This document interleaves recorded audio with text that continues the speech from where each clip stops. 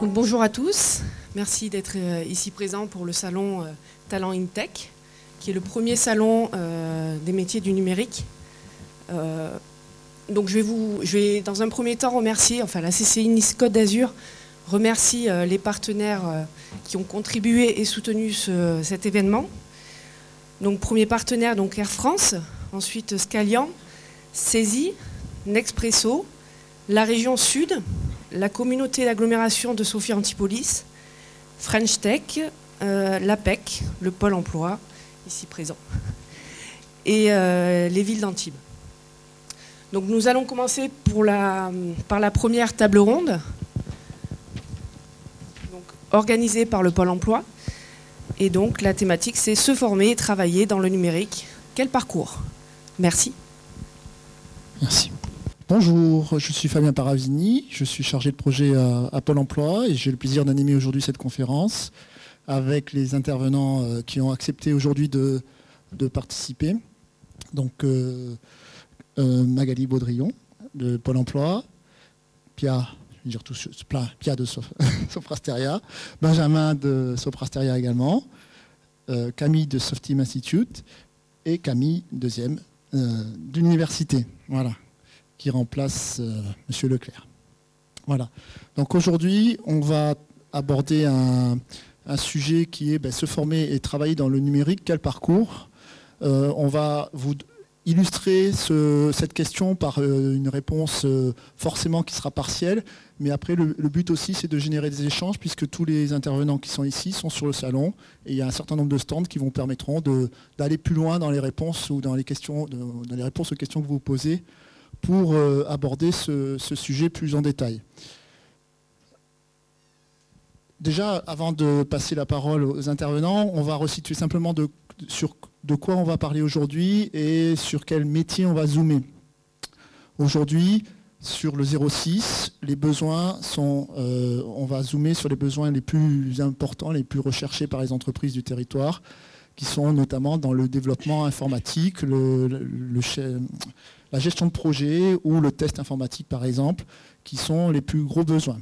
Là, ce que vous voyez à l'écran, les chiffres que vous voyez à l'écran sont issus d'une enquête qui se réalise chaque année sur la France entière et qui sont les chiffres du 06 sur ce qu'on appelle les besoins de main-d'œuvre des entreprises.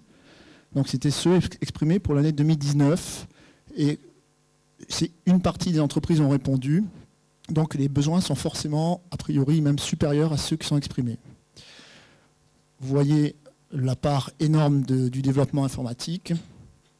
Et si on zoome sur ce métier-là, du coup, vous allez voir, on va le détailler après, mais vous voyez qu'il y a 84% de ces développeurs qui sont recherchés par les entreprises à des niveaux ingénieurs et cadres dans toutes les entreprises du territoire, que ce soit des sociétés de services qu'on appelle les entreprises de services numériques, dans les grands groupes, les éditeurs de logiciels ou les startups. À peu près 60% de ces postes sont recherchés sur Sophia Antipolis, pour vous donner un ordre d'idée. Donc après, on va redétailler tout ça. Sur l'aspect compétences techniques, je suis allé sur pôle emploi.fr, j'ai tapé des mots-clés, des langages informatiques. Vous voyez le Java, vous voyez le PHP, vous voyez le Python, vous voyez le COBOL aussi, qui reste encore demandé. Voilà. Souvent pas tout seul, hein, n'est-ce pas? Voilà. Mais donc, ce sont des compétences clés aujourd'hui. Il y en a d'autres, mais c'était pour vous citer ça. Vous pouvez faire aussi le test chez vous sur pôle emploi.fr.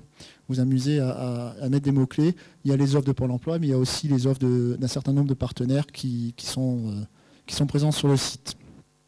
Voilà en deux mots ce qu'on pouvait dire sur le portrait un peu rapidement du marché. Et du coup, je vais passer la parole à Magali pour l'aspect un petit peu plus opérationnel du recrutement et des solutions qu'elle présente. Merci. Bonjour à tous, donc Magali Baudrillon. Moi je travaille exclusivement sur le secteur de Sophia Antipolis, sur toute la partie informatique numérique. Donc il y a de ça à peu près 4-5 ans, on est parti d'un constat, enfin plutôt d'une problématique, qui était que les entreprises avaient d'assez grosses difficultés pour trouver des profils qualifiés de développeurs. Nous, de notre côté, Pôle emploi, on avait des demandeurs d'emploi inscrits, donc des profils Bac+5 sur des filières techniques ou scientifiques, donc par exemple de la biologie, de la chimie, de la mécanique, de l'électronique, qui n'arrivaient pas à trouver de poste dans leur domaine de compétences, soit parce qu'il y avait une rareté au niveau de leur poste sur la zone, soit parce que pas de mobilité géographique. Et du coup, on s'est dit, pourquoi ne pas tenter de former ces profils, Bac+5, sur les métiers de développeurs.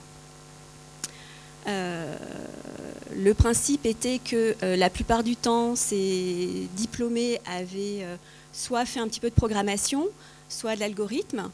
Donc, a priori, avaient quand même les bases pour pouvoir apprendre facilement des modules de formation en développement. On a tenté le pari. On est parti sur une première formation collective financée par le FAFIEC. Maintenant, c'est Atlas, un OPCO. Et on s'est aperçu qu'à l'issue de la formation, avec un job dating, à peu près 70% des demandeurs d'emploi qui avaient suivi cette session avaient retrouvé un job. Donc on a continué ce projet de faire des formations en nombre sur des modules de développement, alors la plupart du temps du Java, du Java J2E, du Full Stack, du JavaScript. Et petit à petit, on a réussi à convaincre, à amener les entreprises à recruter sur des profils inférieurs à Bac+5. Donc c'est allé tout doucement, hein. On a réussi à former des Bac+3, des Bac+4, toujours sur des filières scientifiques, techniques, en adaptant ces formations forcément. Et puis petit à petit, on est descendu sur des Bac+2 informatiques débutants. Et aujourd'hui, on forme même des infra-bac sur des formations, sur du développement par exemple. Alors forcément, ces formations sont plus longues. Hein.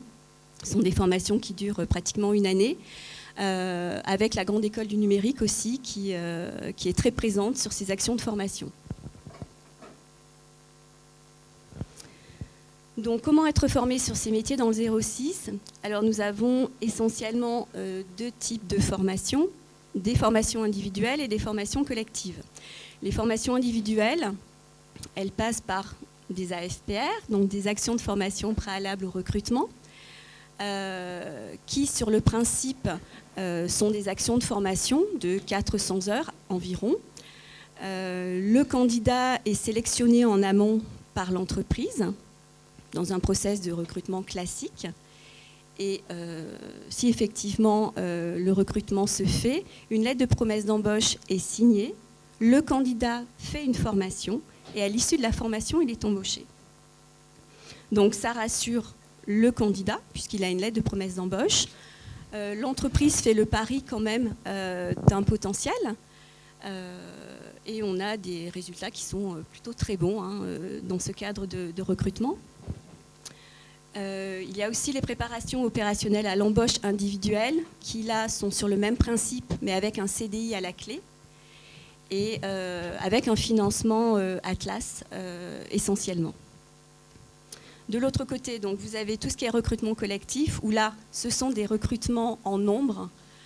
Donc on part sur des sessions de formation qui varient entre 8 et 12 candidats. Donc soit ce sont des POEC, des préparations opérationnelles à l'embauche collective, où là en fait c'est l'OPCO, donc Atlas, qui nous fait remonter des besoins spécifiques, par exemple sur du Java J2E, ou du Full Stack ou du DevOps. La formation se déroule. Là par contre il n'y a pas en amont d'entreprise positionnée pour une embauche. Par contre, en fin de session de formation, on organise des job dating. Et c'est là que les entreprises se positionnent sur certains candidats. Et Camille, tout à l'heure, nous donnera un peu des chiffres concrets pour vous montrer, enfin vous expliquer les résultats à l'issue qui sont toujours plutôt positifs quand même. Et vous avez donc la deuxième formule, la préparation opérationnelle à l'embauche individuelle en nombre, où là, effectivement, on a une demande d'une entreprise qui nous sollicite pour des recrutements en nombre sur des profils. Alors, ça peut être des développeurs, des testeurs. Là, le process de recrutement se fait de façon classique, par l'entreprise, des tests, des entretiens, etc. Si les candidats sont retenus, pareil, ils partent en formation.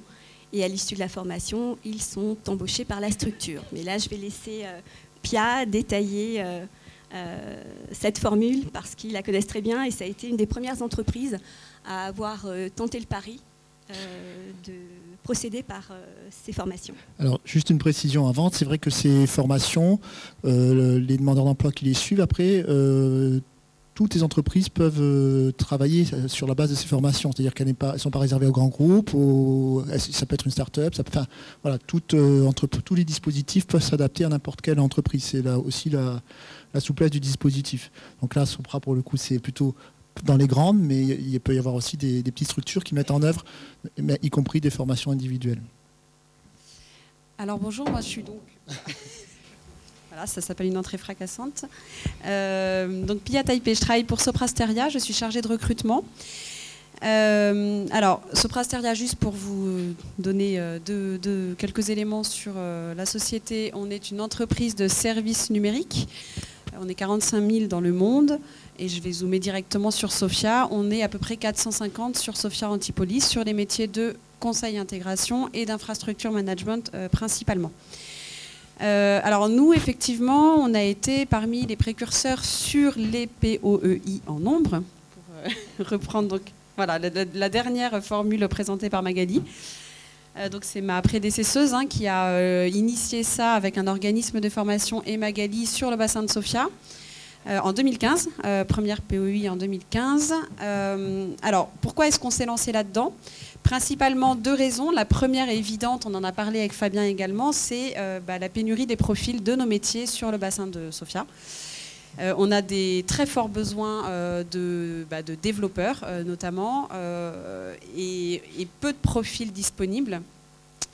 Donc ça paraissait effectivement une bonne façon d'élargir nos viviers de recrutement et de les élargir en plus sur nos besoins immédiats puisque dans ce cadre-là, on peut être amené à co-construire les programmes de formation avec les organismes. Donc ça c'est intéressant parce que du coup on peut aussi adapter vraiment à nos besoins directs.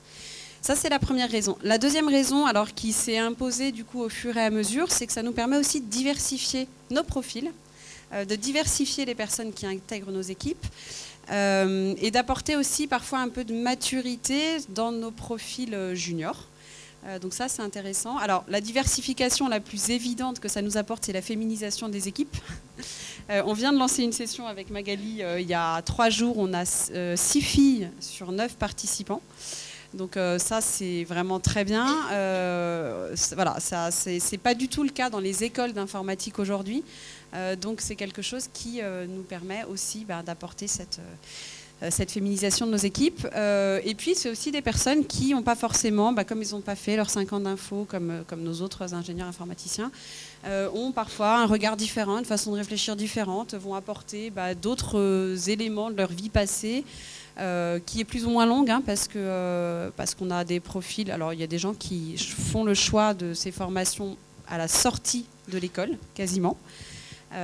Parce qu'elles se rendent vite compte que effectivement c'est là qu'elles vont avoir des perspectives d'évolution. Et puis il y a des personnes qui font ces choix un petit peu plus tard. Nous, on essaye quand même de privilégier dans nos recrutements des personnes qui font des reconversions quand même assez tôt, c'est-à-dire entre 0 et 5 ans d'expérience. Parce que ça nous permet en fait, comme vous allez, quand un stagiaire PE débute dans nos équipes à l'issue d'une formation, il démarre au niveau débutant, au niveau 1 entre guillemets de notre grille d'évolution. Ça veut dire quoi ? Ça veut dire qu'on ne peut pas valoriser dans les propositions d'embauche qu'on fait les années d'expérience que vous pouvez avoir eues dans d'autres domaines. Et c'est la raison pour laquelle, pour ne pas avoir trop de décalage, on privilégie quand même des personnes qui ont entre 0 et 5 ans d'expérience. Donc ça, c'est un point important. Il faut que ces recrutements à la fois diversifient nos équipes et nous permettent de rester cohérents quand même par rapport à notre fonctionnement interne. Quelle est la proportion du coup de recrutement que vous faites par ce biais-là, en gros ouais, voilà, ouais. Alors on a fait le calcul justement pour la table ronde là, qu'en 4 ans on a fait 6 sessions, je crois, donc dédiées Soprasteria, et on a recruté 50 personnes. Donc sur les métiers de conseil et intégration, aujourd'hui on est 230 sur Sophia, donc c'est 50 personnes. Et aujourd'hui, donc, on en a encore, entre guillemets, 42 dans nos équipes qui ont suivi ces parcours de formation. Donc c'est énorme, c'est un énorme vivier de recrutement. Et puis on continue de le faire parce que ça marche très bien. Benjamin est un bel exemple de cette reconversion. Et du coup, il va peut-être nous expliquer un peu son parcours pour illustrer tout ce que vous venez de dire. Donc Benjamin Camps, voilà. Bonjour. Si vous pouvez nous, du coup, un peu donner la vision de l'autre côté. Moi, je vais vous parler de mon expérience et de mon parcours. Donc, je suis issu de l'université de Nice Sophia Antipolis. J'ai un diplôme en Bac+5 en ingénierie mathématique que j'ai eu il y a à peu près 5 ans environ. Je me souviens plus de la date exacte. Je ne vais pas vous raconter ma vie privée, mais j'ai fait le pas de cette formation POE-I 2 ans après avoir obtenu mon diplôme. À la base, je voulais travailler dans l'actuariat. Le problème, c'est que de par ma vie privée, je ne pouvais pas bouger de Nice et de ses environs. Et à l'époque, ça n'existait pas ici. La chance que j'ai, c'est de connaître 2 personnes, de très bons amis à moi, qui travaillaient déjà à l'époque chez Soprasteria, qui ont pu me parler de l'entreprise. Donc ça m'a franchement aidé à passer le cap.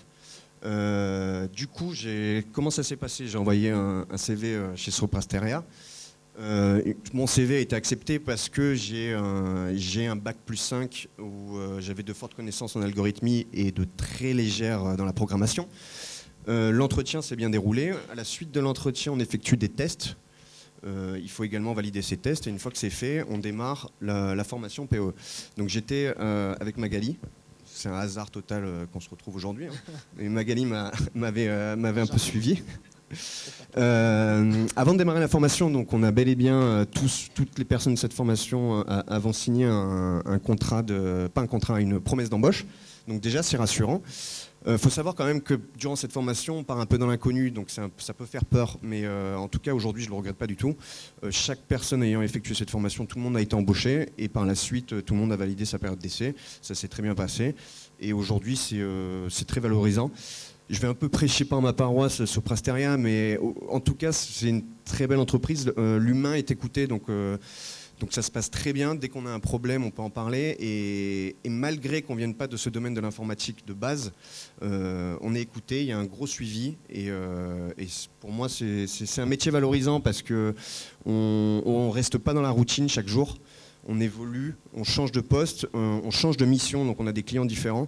Donc on n'est vraiment pas dans dans une routine journalière et tous les 2 ans en moyenne, on peut évoluer, changer de client, changer de technologie. Voilà, c'est très valorisant. On n'est pas obligé, rien n'est obligatoire, mais ça nous permet de se diversifier et d'apprendre chaque jour. Et c'est très, très valorisant. Sur le processus du coup d'intégration après la formation, vous êtes du coup accompagné après la formation au sein de Soprasteria. Comment ça s'est passé? Est-ce qu'il y a des moments de doute à ce moment-là? Est-ce que l'intensité de je pense qu'on doute plus pendant la formation. Parce qu'on a quand même un gros suivi. Et, donc pour moi, Soprasteria nous a suivis, est venu régulièrement nous voir, que tout se passait bien, s'il y avait des soucis.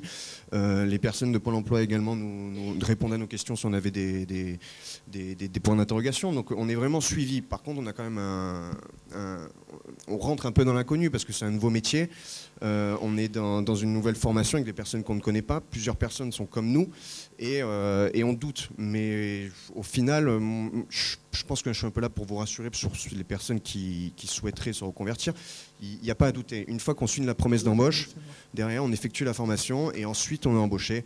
Une fois qu'on est embauché, pour moi c'était fini, il n'y a plus de doute. On était dans une entreprise, on travaillait. Les personnes qui faisaient partie de nos équipes savaient d'où on venait et nous accompagnaient peut-être un peu plus s'il y avait besoin de nous accompagner plus, parce que ce n'est pas toujours le cas. Merci Benjamin. Peut-être que vous ne restez pas toute la journée par contre, j'imagine. Donc si vous avez des questions, après on essaiera, si on a le temps, de faire des questions-réponses à la fin. Et après, si jamais peut-être vous avez des questions, peut-être Benjamin, vous pouvez vous rendre disponible quelques instants Ah, il reste sur le stand, bon ben parfait. Alors donc vous pourrez le voir sur le stand aussi, si vous avez des questions qu'on ne pourra pas aborder dans le timing qu'on a. Voilà, donc du coup Camille, pour Softeam Institute, qui notamment réalise des PEC, donc des formations collectives en relation avec le FAFIEC, l'Atlas, donc l'OPCO, qui est l'organisme qui est le financeur, un financeur de formation, on va dire, pour le secteur, la Syntec. Et donc comment ça se passe et votre expérience. Bonjour à tous, je suis Camille Bordary, la directrice de Softeam Institute. Donc en quelques mots, je vais représenter Softeam. Donc nous, on est une société qui a plus de 30 ans d'expérience spécialisée dans le monde du numérique, avec un siège parisien. On fait partie des 40 ESN françaises et ça représente un peu plus de 140 millions de chiffres d'affaires pour 2019. Donc en quelques mots, on est répartis par marque, donc je ne vais pas rentrer dans le détail. Donc si vous voulez venir nous voir, on a un stand dont Laurent Fourmy sera présent là-bas. Donc, qui est assez visible. On fait du conseil en transformation, on est leader dans le monde de la finance, on fait du big data, de la BI, et on est également éditeur de logiciels. Et en transverse, on est un organisme de formation. Donc, je ne vais pas rentrer dans le détail des chiffres, juste sur le prochain, donc on est répartis par domaine. Donc au niveau de nos domaines de compétences, c'est tout ce qui touche aux métiers, donc les métiers, finance, analyse, chef de projet, les méthodos. Donc on organise l'Agile Tour de Sofia et de Aix pour ceux qui y participent. On fait du DevOps, du Lean, TOGAF, tout ce qui est technologie, donc les langages de programmation et le web. On a une grosse partie qui me plaît bien, tout ce qui touche à l'innovation, donc des formations un peu innovantes autour de l'intelligence artificielle, big data, blockchain. Et puis bien sûr le soft skills, donc l'anglais, développement personnel et management. Voilà, on est partenaire des principaux éditeurs pour tout ce qui est certification, donc pour le PMI, Scrum.org, le groupe Open pour les certifications TOGAF, et puis ETS pour le TOEIC. Donc depuis 3 ans, on a le plaisir de participer au dispositif donc, des POE en général, donc POEC, POI. Donc je vais rappeler rapidement les partenaires parce qu'ils ne sont pas là, le FAFIEC, anciennement maintenant Atlas. Je vais quand même parler en leur nom, ils vont être contents. Donc globalement, ce sont les principaux financeurs de ce type de dispositif. Donc ça représente quand même un budget de plus de 70 000 €. Donc c'est pas négligeable. Non, c'est important. Donc eux, ce sont les principaux financeurs. Donc par rapport à la demande des entreprises du numérique qui cotisent auprès de FAFIEC. Pôle emploi, que je remercie aussi parce qu'ils sont bien présents et lors des informations collectives, parce qu'il y a des prérequis pour pouvoir participer à ces dispositifs. Donc ils présélectionnent les candidats et ils participent également à la sélection des candidats parce qu'en moyenne, pour ce type de session, on est entre 12 et 14 participants. Et donc Softeam, donc nous, organise de formation, on sélectionne les candidats et j'insiste aussi beaucoup sur le savoir-faire, parce qu'on parle du savoir-être, le savoir-faire, et pas le savoir-être. Donc nous, on a une grande attention sur le savoir-être. Alors, j'ai noté ce que j'appelle le savoir-être, parce que je n'en peux plus. Donc, c'est effectivement la faculté de s'intégrer dans un groupe, l'esprit d'initiative, la communication et la motivation. Ça, c'est très important. Donc, lors de nos recrutements, on est beaucoup sur le savoir-être également. Donc là, je vais vous donner quelques chiffres. Donc nous, on en a mis un peu plus de 10 dans la région PACA. Donc ça va de Avignon jusqu'à Nice. Sur les thématiques autour de l'administration, réseau, système, cybersécurité, tout ce qui est développement full stack, développement web, PHP, Symfony, Java J2E, .NET et testeur fonctionnel. Donc, on a aussi le plaisir de les avoir remportés dans la région Île-de-France. Donc s'il y a des entreprises qui recrutent aussi à côté Paris, on est aussi là-bas. Donc on a des POEC depuis cette fin d'année sur des thématiques autour de Python et Java J2E.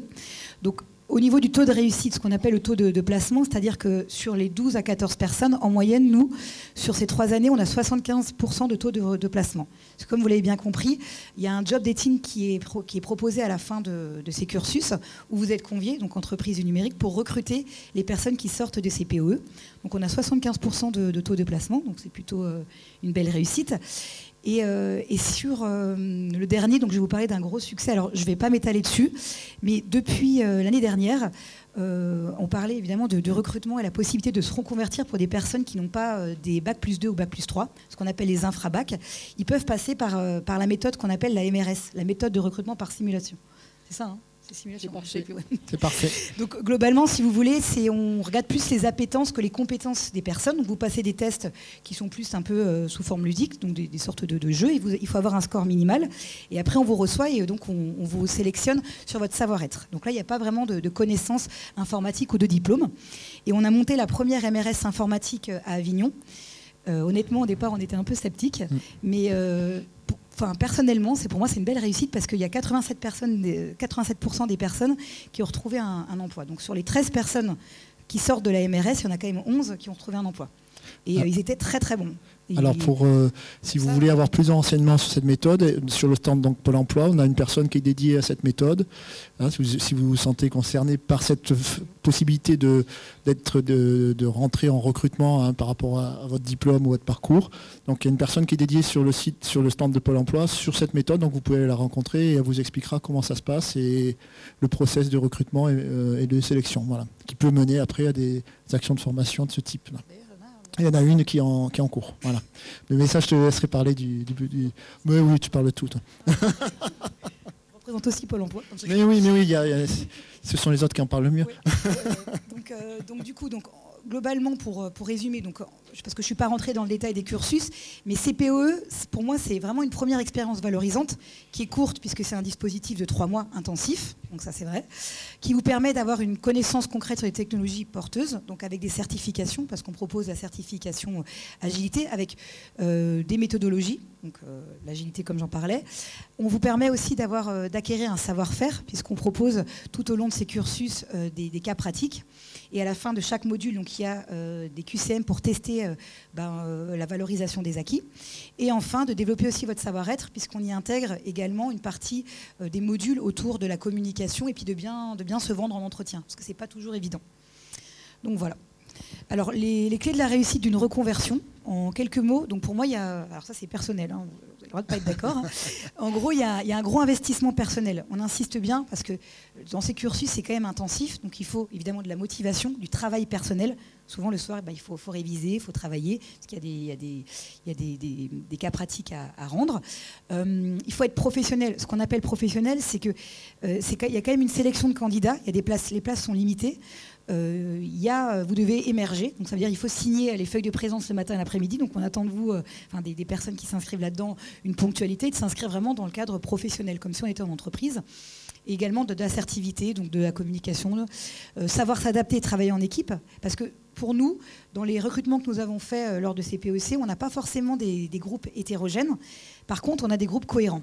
Donc l'idée c'est que chacun puisse travailler ensemble, c'est ce qu'on appelle le travail en équipe, et donc c'est l'agilité également. Pour bien aussi réussir, il faut continuer. Donc il faut toujours continuellement s'informer et se former, puisque vous savez tous que les technologies elles évoluent régulièrement. Donc pour ça, il existe des MOOC, Open Classroom. Et puis, alors je refais de la pub pour Pôle emploi. Non, je rigole. Mais ceux qui veulent faire ce type de dispositif ou les entreprises qui s'inscrivent là-dedans, si vous recrutez des candidats via ce type de dispositif, vous pouvez continuer à les former avec des aides de financement par la suite. Et après, pour les candidats, c'est important de se rendre visible aussi sur les réseaux sociaux. Très souvent, on oublie cette partie-là, mais les chargés de recrutement des entreprises recrutent beaucoup maintenant via les réseaux sociaux. Donc ça, c'est une grande part. Il faut vraiment développer ces réseaux sociaux. Et enfin, participer à des conférences ou s'inscrire, développer son réseau, son networking sur Sophia, parce qu'il y a pas mal de conférences, d'associations, et s'inscrire sur Eventbrite, parce que tous les événements sont dessus. Voilà. Alors, je rajouterai juste, en plus donc, du coup, des formations qu'on a évoquées avec Magali tout à l'heure et de celles que vient d'évoquer Camille, il y a un parcours donc, qui est un peu mixte qui va se réaliser là où il y aura une partie de MRS aussi, donc où il y aura deux parcours en parallèle qui vont se faire début décembre. Donc si vous voulez échanger sur le stand de Pôle emploi ou sur le stand de Softeam Institute, Pardon ? On peut, oui, détaille un peu si tu veux les profils. Un projet un peu plus. Il n'y a pas la région. C'était pour pas trop déborder, c'est pour ça. 2 secondes. 2 secondes. Alors, attends, j'essaie de préparer. En gros, donc vous avez compris un peu les dispositifs. Donc c'est à peu près 3 mois de formation avec des formations sur les méthodos et un recrutement à la fin. Donc là, la région s'inscrit dedans aussi. Oui. Donc il y a 2 cursus qui vont démarrer début décembre. Donc un pour des personnes qui ont plus des diplômes, qui sont reconversions avec des diplômes entre bac plus 5, bac plus 3 et bac plus 5, et un deuxième pour les personnes qui vont passer qui sont en plein dedans avec la méthode de la MRS. D'accord ? En parallèle, les deux vont démarrer. Donc il y aura du Python, il y aura du Java, il y aura donc du front et du back pour les deux cursus. Et à la fin donc, de ces parties donc, de 3 mois, il y aura un sorte de bootcamp avec un chercheur de l'INRA également sur un projet concret mis en place par l'université. Je vais vous laisser parler après, Camille. L'université de la Côte d'Azur, de développement d'une application. Donc s'il y a des personnes qui sont... On est en plein recrutement, donc c'est pas encore. Donc s'il y a des personnes qui sont intéressées, donc je parle au côté candidat, donc n'hésitez pas à venir voir Pôle emploi, parce qu'on est en plein dedans. Et s'il y a des entreprises qui sont également intéressées pour recruter ce type de profil, alors c'est pas encore le moment, mais on peut en discuter pour vous expliquer, voilà, parce qu'il y aura un job dating planifié. Oui, et puis en plus les entreprises peuvent s'insérer aussi pendant le parcours. Exactement. Sur du coaching, sur des MRS, sur un certain nombre de... peut être actrice, l'entreprise pourra être actrice dans le dispositif, donc pour le coup, voilà, on peut échanger là-dessus. Vous pouvez venir nous voir à notre centre Soft Team. Voilà. Laurent, il sera ravi de répondre à vos questions. Merci beaucoup Camille.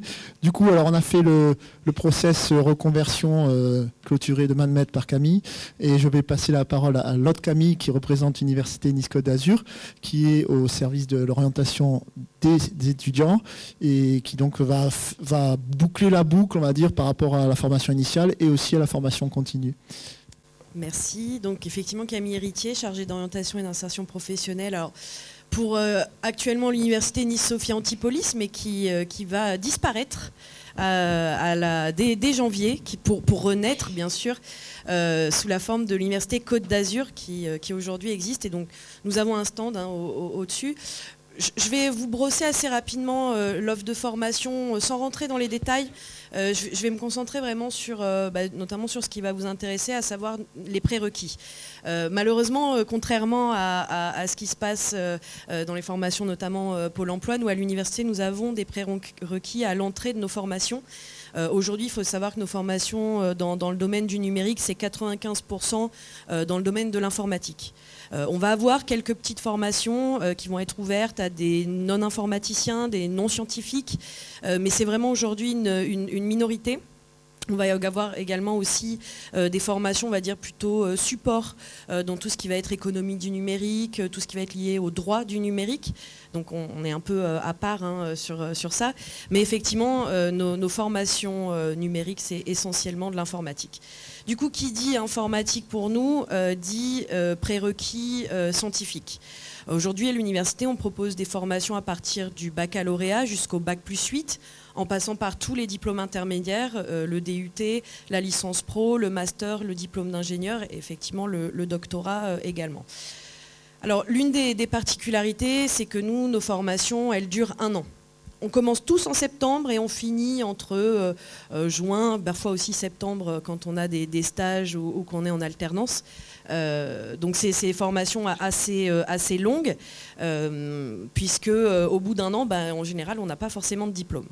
Alors si on est dans le cadre d'une reconversion et qu'on a, on va dire, des prérequis techniques, ça c'est la formation continue qui nous le permet, on peut éventuellement rentrer en cours de cycle, peut-être pour faire effectivement une licence professionnelle, donc un bac+3 orienté vers les métiers des entreprises, ou alors éventuellement une dernière année de master ou de cycle d'ingénieur.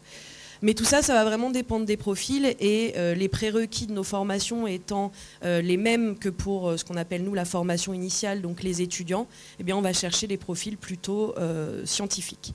Donc après, il y a d'autres choses qui existent en dehors de l'université, et heureusement, parce qu'effectivement, moi j'ai l'habitude de dire que l'université c'est un peu une vieille dame, elle a ses propres règles, elle fonctionne vraiment à sa propre façon, pour le coup elle n'est pas du tout agile, mais on essaye, on s'améliore, on est en train de développer nos formations à distance, puisque actuellement là aussi la très très grande majorité de nos formations se fait en présentiel.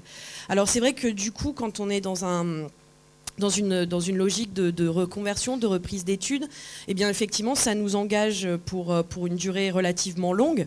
Si on peut dire qu'un an c'est long, je pense qu'on peut le dire, 1 an c'est assez long, minimum.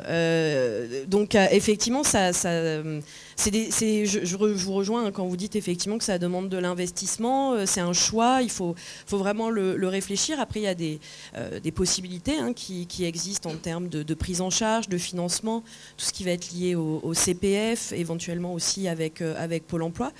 Alors le service de formation continue qui gère tout ça n'est pas là aujourd'hui, mais on pourra répondre à vos questions individuelles aussi pour monter ces dossiers. Voilà. Alors, l'université, comme je dis, vieille dame, pas agile. Il faut faire très attention par rapport aux dates. Je vous ai dit, les formations commencent en septembre. Et c'est pas en septembre qu'on se réveille en disant « En fait, je veux m'inscrire ». Voilà. Non, enfin, je vous le dis parce que malheureusement, ça nous arrive encore très souvent. Des gens qui pensent que, notamment à l'université, on commence au mois d'octobre. Alors, je vous le dis tout de suite, ça fait 20 ans qu'on commence au mois de septembre, voire même parfois fin août. C'est pas une blague. On a certaines formations qui commencent fin août. Donc il faut pas, voilà, il faut anticiper. On va avoir là pas mal de forums comme aujourd'hui environ au mois de mars. C'est à ce moment-là que vous allez pouvoir effectivement vous renseigner sur ce qui est proposé. Et après, il y a plusieurs mois entre la candidature, le montage de dossiers, de financement. Donc quand je dis que c'est quelque chose qui demande de l'investissement et qui se réfléchit, c'est aussi en amont. C'est pas que au moment de la formation. Voilà, c'est quelque chose qui va demander du temps.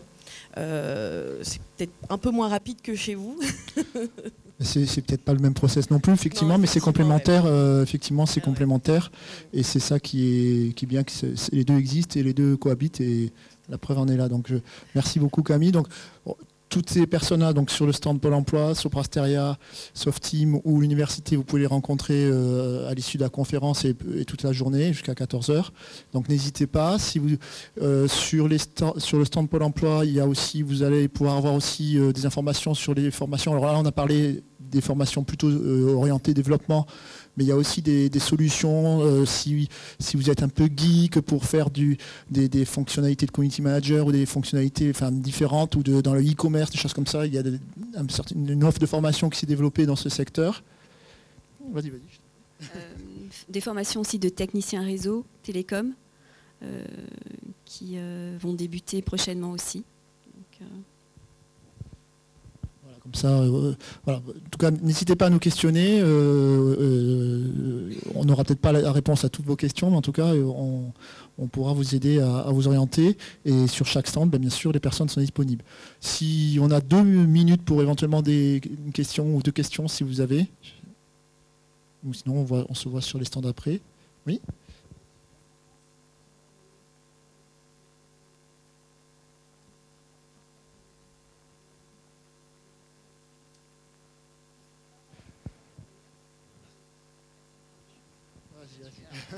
Moi, je vais vous répondre en tant que Soprasteria, parce qu'on n'a pas tous les mêmes critères là-dessus, pour le coup. Nous, dans le cadre de nos POE, oui, c'est une obligation.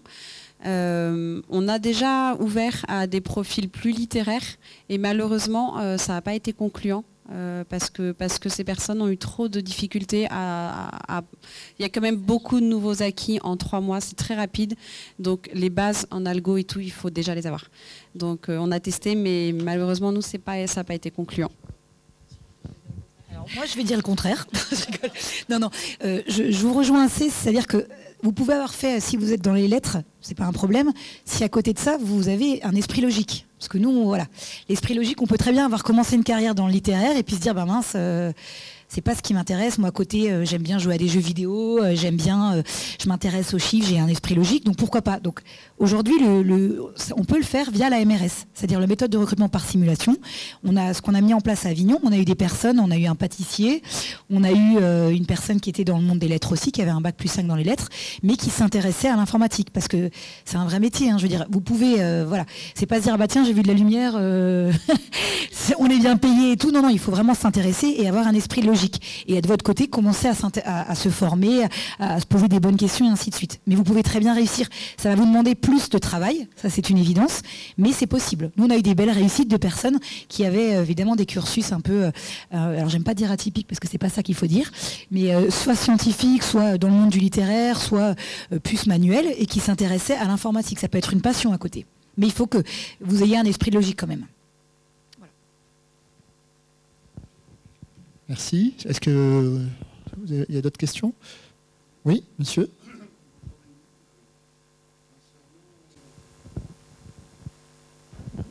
Voilà, concernant les seniors, y a-t-il je ne sais pas auprès de quel organisme, Des modules de formation en cours qui peuvent déboucher sur des contrats de mission en cours aussi, par définition, que ce soit sur 1 an, sur 2 ans, sur des missions ponctuelles, même si on a déjà un savoir-être et un savoir-faire et des compétences multidisciplinaires, est-ce qu'il y a, je ne sais pas, des opportunités là-dessus? Alors qui veut répondre? Alors nous, par rapport à Pôle emploi, il n'y a pas de limite d'âge sur les inscriptions sur les modules de formation. Donc après, effectivement, on va se baser... Voilà, tout à fait, pour exercer. Donc on va dire que la sélection se fait de la même façon, sur éventuellement des prérequis, des tests, etc. Après, je dirais une fois que vous avez suivi la formation, le retour à l'emploi, on est dans la même problématique que n'importe quel autre candidat.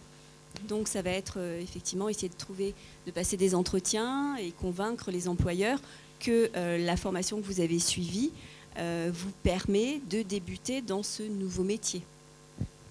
Donc sur le principe, oui, vous pouvez tout à fait... Surtout, effectivement, vous parlez de mission. Ça peut intéresser certaines entreprises d'avoir des personnes sur une durée déterminée ou sur une cible particulière, sur un CDD ou par le biais de l'intérim. Il y a des sociétés d'intérim qui sont spécialisées dans ce secteur-là. Donc il peut y avoir des réponses effectivement dans ce secteur. Et ce sont des formations de courte durée, donc c'est vrai que c'est intéressant aussi de vous positionner sur celle-ci, de ne pas partir sur des formations qui durent 1 an. Toujours des réponses. Voilà.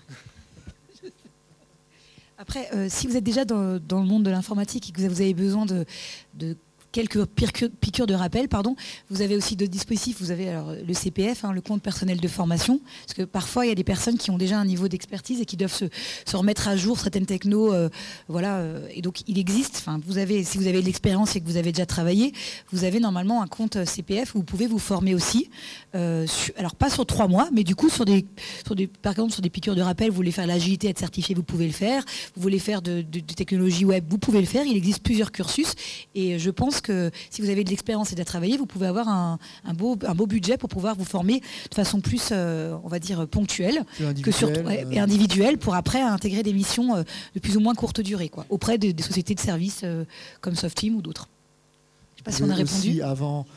Voilà. Après, vous pouvez aussi, avant de solliciter Pôle emploi ou les partenaires pour une formation, checker le marché aussi pour trouver des réponses, pour affiner la réponse en amont du parcours, pour bien cibler le parcours et pour viser éventuellement 1 ou 2 ou voire 3 entreprises, voire même aborder l'entreprise avant de faire le parcours. Il y a aussi ce... Tout à fait, là, profitez-en, je crois que c'est le lieu où vous aurez des échanges qui pourront conforter éventuellement votre parcours. Voilà. Donc on va s'arrêter là pour l'instant, mais je vous dis donc les intervenants sont sur les stands à votre disposition pour échanger. Je vous remercie de votre assistance et je remercie les intervenants pour leurs interventions brillantes. Merci beaucoup.